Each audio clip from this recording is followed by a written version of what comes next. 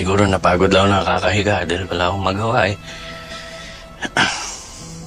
Sabado po tayo, lalabas ko po kayo para hindi po kayo mabagot dito. Kayo ba anak, lumalabas kayo ng mama mo? Ano bang nagiging banding nyo? Sa totoo lang po tayo, mula po nung dumating ako dito, hindi pa po kami masyado nakakapag-usap o nakakapag-bonding. Masyado po kasing busy si mama eh, tapos ako din po sa school. Wala ka bang nararamdaman kakaiba sa kanya? Po? Ano pong ibig niyong sabihin, tay?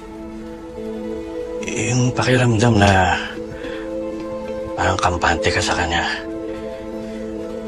Ramdam mo ba yung pagiging nanay niya sa'yo?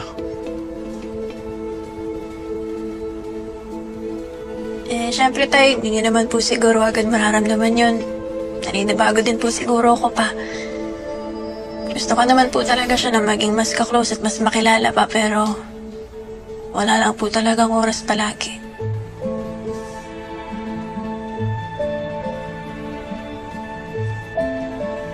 Minsan nga po tay, naiinggit po ako kay Libby eh. Parang mas close pa po sila kaysa sa akin. Mas nararamdaman ko pa po yung pag-aalaga at pagmamahal niya kay Libby. Sana nga po tayo, maramdaman ko rin po yun bilang totoong anak niya naman po ako eh.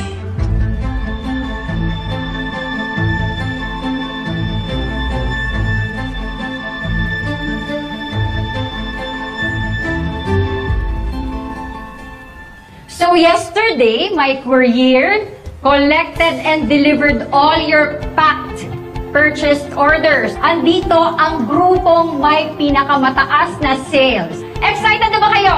Yes! Ako din, excited. And so, the winning group with a total of total sales of 36,309.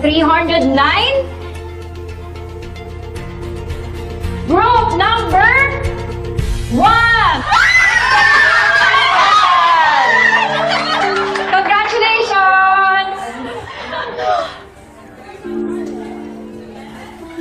Excuse me po. Yes. Akala ko po kami po yung nakakuha ng pinakamaraming sales since na sold out po namin yung mga products namin. And as far as we know, napak naman po namin lahat ng mga order sa amin eh. Yes, actually, ang anak ko sa online selling, kayo talaga yung may pinakamataas na sales. Kaya lang, meron kayong mga orders na hindi nakarating sa consumers, may bulk order na hindi na-delivered. Miss Alison, paano po nangyari yun? Bago po kami umuwi, sinigurado po namin na lahat ng orders na pack namin. Are you sure chinek niyo mabuti? Kasi alam niyo, sa negosyo ganito guys, dapat makarating talaga sa mga customers niyo yung orders, otherwise mabalik sa inyo yan bilang sellers or brand owners. Yeah, I agree with Miss Allison. Because when you're running a business, make sure that you put your heart 100% in it. Dahil kailangan disiplinado ka sa pag-aalaga sa mga purchased product na siniship niyo. Because taking care of the purchased product is like taking care of a relationship. Kapag hindi mo binantayan, kapag hindi mo inalagaan, wala kang pakialam. Kaya hayaan mo na lang mawala sa'yo. Just like what happened to you, Princess.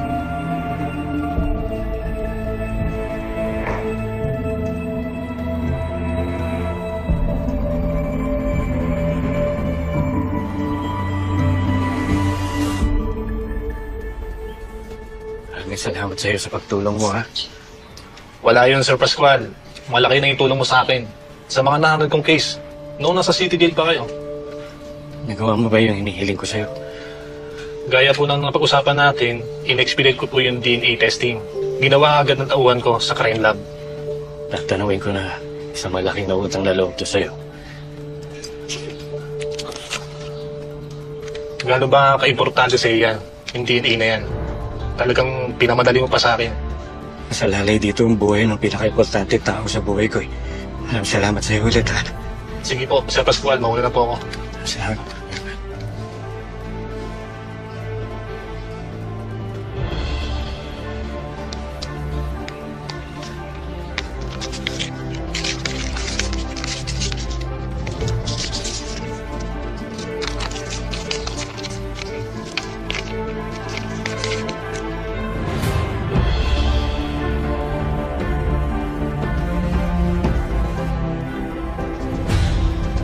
Totoo nga.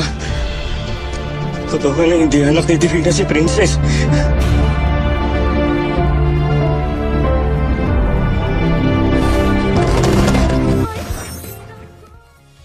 Hindi tunay na anak ni Divina si Princess. Ano itong nagawa ko? Pinagkaluluko ang anak ko sa isang impostora. Alam mo ba talaga si Princess, ha? Divina, wag! Huwag mo patayin ang sarili mo, anak! So, bakit nagpanggap si Divina? Bakit niya nagawa to? Kailangan malaman to ni Princess.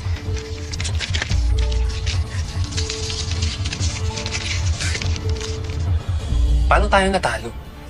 Paano hindi dumating yung mga packages natin sa mga customers natin? Eh tayo mismo yung nag-pack nun, di ba?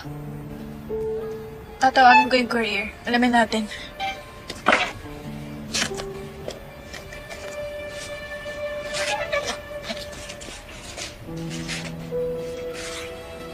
Naiwan ko yata yung phone ko sa bahay. Kahit naman tawagin natin yung courier, kung ano lang talaga yung na-receive nilang packages, yun ang din ma-deliver nila eh. So sinasabi mo ba na baka kulang talaga yung napack natin? Paano naman nangyari yun? Eh bago tayo umuwi, siniguro natin na lahat ng orders na pack natin. Paano kung may kumuha ng mga packages?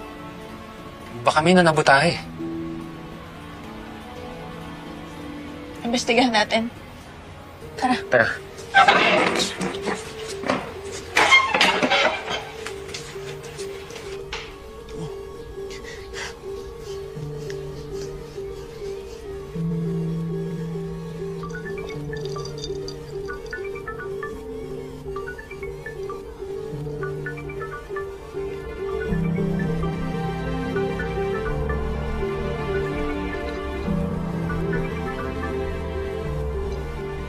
Kaya mo sagutin, anak.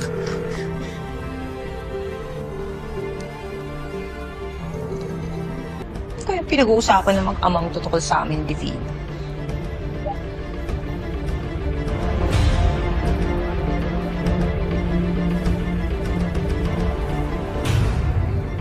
OMG! Sana mabasa ni Princess yung message ko. Kailangan malaman to ni Divina.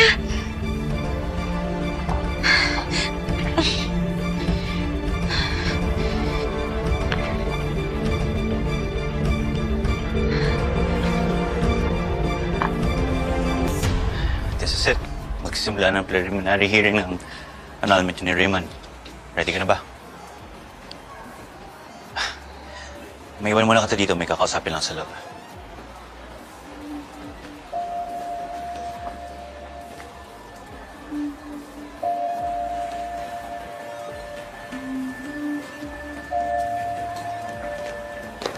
What are you doing here? Siyempre, nandito ako para supportahan si Raymond. At masiguro na mairaraos ng maayos ang katapusan ng kasal. Oh, wait. No, hindi pala katapusan. Simula ng pagkawalang bisa ng kasal niyo. Yan ang annulment, diba? Ibig sabihin nun, hindi nag-exist ang kasal ninyo. Ginugel ko. Wow, I'm truly enlightened. Sana ginugil mo rin yung illicit affairs. Yung pakikiapid sa may asawa. Ibig sabihin nun, mistress. Hindi ako natatamaan dahil mas nauna ako kay Raymond. Hindi ka ang tunay na mahal. Ako yung pinakasalan. Kahit anong gawin mo, panakip-butas ka lang. Hindi ako papatol sa katsipan mo. Bakit hindi? Hindi ka ba cheap? Mas mababa ka ba sa babaeng mababa ang lipad? At least yun, tinatrying lumipad. Ikaw, nalulunod sa putik ng kasalanan. Hindi kayang umahon. Ang sarap paduguin ng muso mo. Pero, hindi kita papatulan. Dahil hindi ako pumapatol sa mga talunan. At ikaw yun. Divina, Yes, baby. since you left it in the car, kanina pa may tumatawag sa'yo. Okay lang yun. Mas importante ang araw na to. What is she doing here? Charlene, please. Miss, alam niyo po ba kung ano nangyari sa packages namin? Ay, hindi ko po alam, ma'am. Pero kahapon po yung nagliligpit po kami. May bumalik po na babae.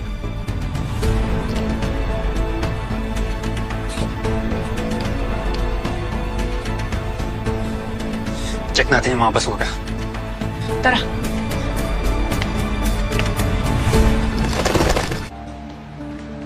Pwede na tayong pumasok parating sa judge. Maano sa tayo? Okay, we will see about that. देखो देखो बातें कहाँ की है साथ तो है साथ ना भी। बॉलर अपने रन पे तैयार, तेज गति की उम्मीद है।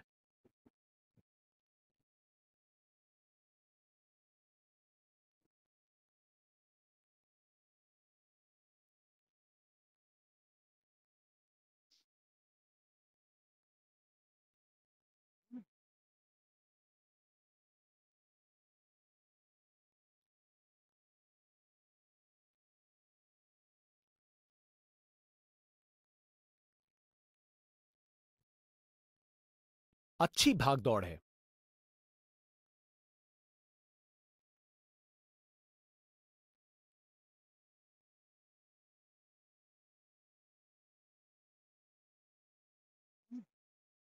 कमाल की कवर ड्राइव, टाइमिंग जबरदस्त थी।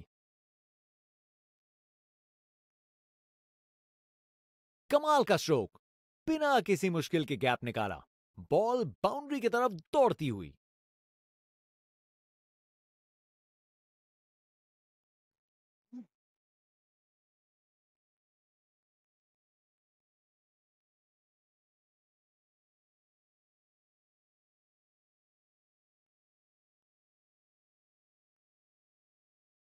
ये रनिंग कहां, ये तो स्प्रिंट लगाई है। 3 रन और जोड़े।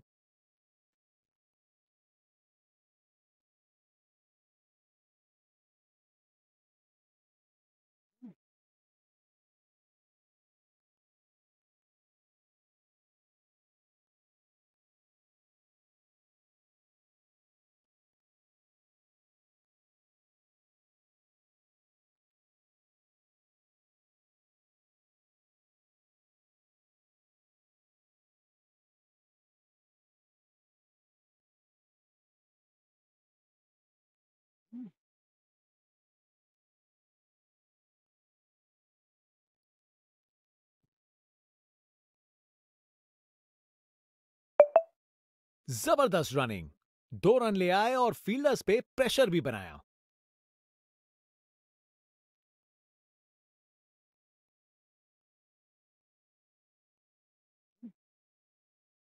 ये तो शानदार शॉट है, छक्का। अरे इतनी आसानी से कौन छक्के मारता है भाई।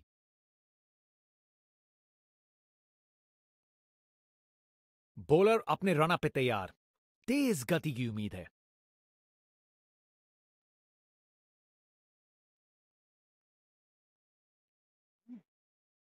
क्लासिक कवर ड्राइव, बिल्कुल सही गैप में।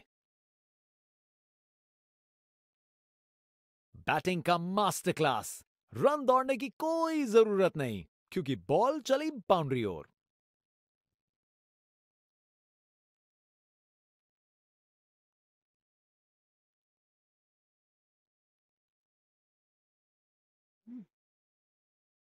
सही समय पे रिएक्ट किया, बढ़िया कैच।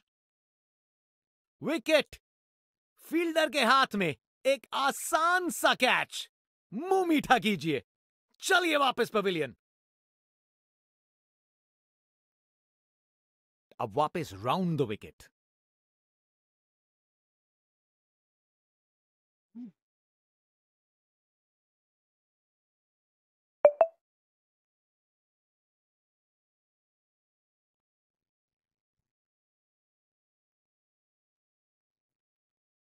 अच्छी भागदौड़ है। Round the wicket.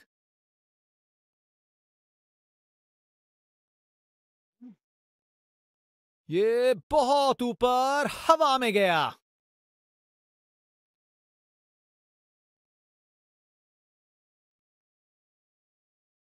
ये रनिंग कहां, ये तो स्प्रिंट लगाई है। 3 रन और जोड़े।